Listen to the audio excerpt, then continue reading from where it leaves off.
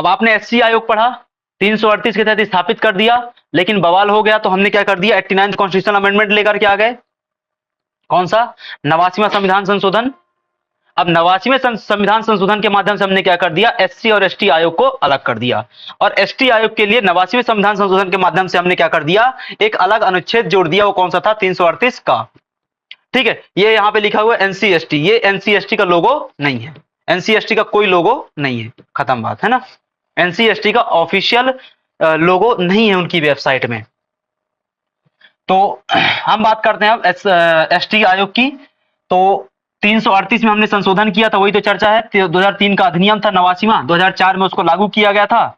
2003 का अधिनियम था, 2004 में लागू किया गया था, संशोधन किया, 338 का जोड़ दिया, उससे एक नया आयोग बन गया। कब बन गया? 19 फरवरी 2004 में आयोग बन गया, और हमने क्या कर दिया, अलग से स्थापना करके काम करना चालू कर दिया। 19 फरवरी 2004 में क्या किया था, बाइफर्केशन किया गया। बाइफर्केशन हुआ तो दो आयोग बने, कौन सा? एससी आयोग, एसटी आयोग। एससी आयोग 338, एसटी आयोग 338 का। इसी का वाले को हमको क्या करना है, पढ़ना है। 338 का वाले को ही हमको पढ़ना है, ठीक है।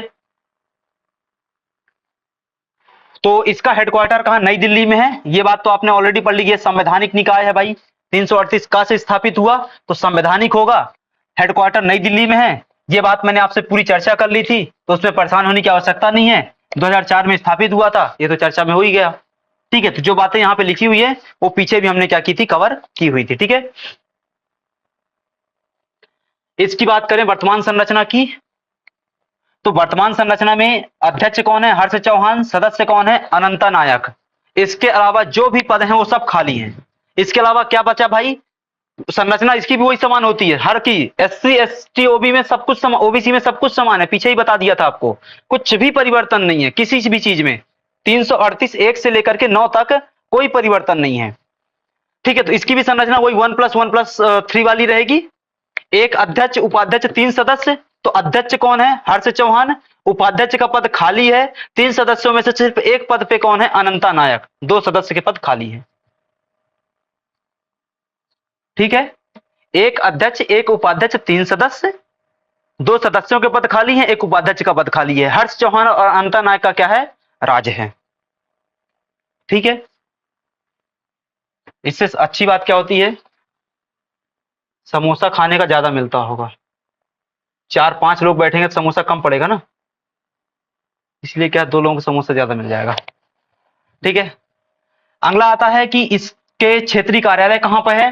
तो क्षेत्रीय कार्यालय की बात करें, हेड बेंच तो कहां भाई? नई दिल्ली में, पीछे देख लिया था। क्षेत्रीय कार्यालय इसका महत्वपूर्ण है हमारे लिए, वो क्या है? भोपाल में है एक।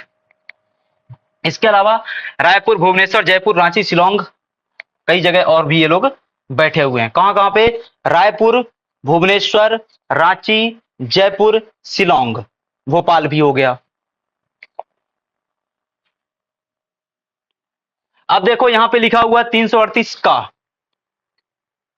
हर कुछ क्या है पीछे एकदम सेम मिलेगा। 338 का में एक में क्या है? नाम है। 338 का 2 में क्या है? उसकी संरचना दी हुई है, वही 1+1+3 वाली संरचना।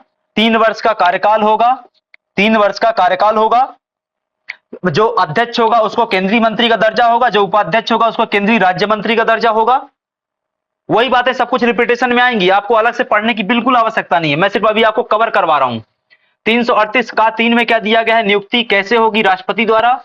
338 का 4 में क्या दिया गया? प्रक्रिया क्या होगी जो आयोग स्वयं तय कर लेगा। 338 का 5 में क्या दिया गया? कार्य क्या कार्य होंगे, ये सूची दी हुई है, श्रद्धा अनुसार क्या करना है आपको, पढ़ लेना है उसको। 338 6 में क्या दिया गया है? प्रतिवेदन किसको? राष्ट्रपति को। 338 7 में क्या दिया गया? प्रतिवेदन किसको? राज्यपाल को, ठीक है। वो अपनी अपनी सुविधा अनुसार संसद में या राज्य विधानसभा में प्रेषित कर देंगे। 338 8 में क्या दिया गया है? उसकी कुछ शक्तियां दी गई हैं, वो यहाँ पे लिखा हुआ, पीछे हमने देख लिया था कि सिविल न्यायालय के तौर पे जो शक्तियां प्राप्त होती हैं उन शक्तियों को वर्णन यहाँ पे दिया गया है। 338 का के सब क्लॉज 9 में क्या दिया गया भाई? तो उसमें दिया गया है परामर्श लेना पड़ेगा जब भी क्या करेंगे आप एसटी वर्ग के लिए कोई योजना बनाएंगे, कोई काम करेंगे। कौन परामर्श लेगा? सरकारें, है ना। ये क्या होता है आपका 338 का के तहत आने वाले पूरे के पूरे 1 से लेकर के 9 तक अनुच्छेद थे, ठीक है। तो जो आपने एससी में पढ़ा वही आपको एसटी में लिख देना है, वही आगे ओबीसी में लिख देना। अब तक के अध्यक्ष कौन हुए भाई? तो अगेन की 1989 सॉरी 89th अमेंडमेंट से क्या बना आपका ये आयोग बना। 89th अमेंडमेंट कब आया? 2004 में आया। तो 4 से प्रक्रिया चालू होगी। तो 4 से 7 तक कौन बैठा? कुंवर सिंह बैठे। 7 से 10 तक कौन बैठा? उर्मिला सिंह बैठी। आयोग की अब तक की एकमात्र महिला अध्यक्षा हैं। फिर कौन बैठा भाई? रामेश्वर ओरांव बैठे। 2 बार बैठे ये लोग। ये व्यक्ति 2 बार बैठा। तो रीअपॉइंट होने वाले पहले व्यक्ति कौन है? ओरांव है ना।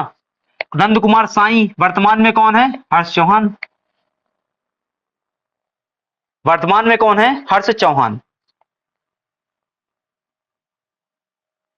अब वही नीचे आ जाता है भाई मध्य प्रदेश अनुसूचित जाति जनजाति मध्य प्रदेश के संबंध में सिर्फ एक बात बदलनी है आपको एससी के कंपेयर में।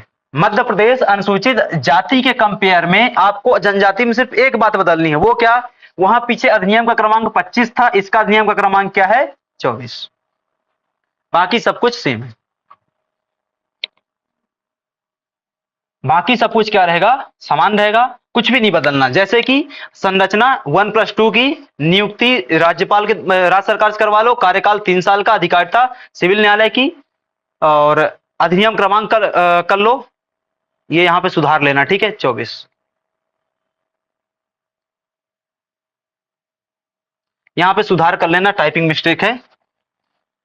यहां जनजाति कर लेना, ठीक है? और यहां पे 24 कर लेना, ठीक है?